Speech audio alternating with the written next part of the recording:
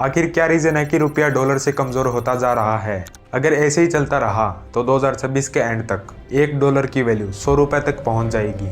और अगर ऐसा हुआ तो आम जनता पे क्या फर्क पड़ेगा? और क्या हो अगर $1 की वैल्यू ₹1 के बराबर आ जाए?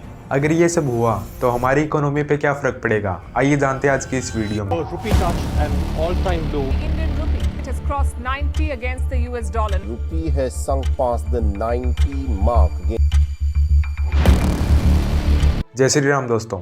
रुपए के गिरने का सबसे बड़ा कारण तो ये है कि विदेशी कंपनी अपनी इन्वेस्टमेंट कम करती जा रही है।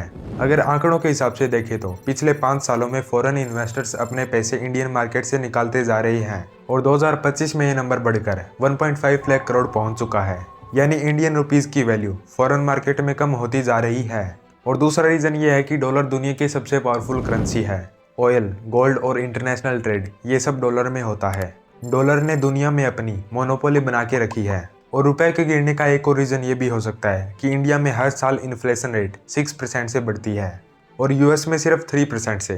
इन्हीं सब कारणों की वजह से डॉलर ज़्यादा स्टेबल है, रुपया नहीं।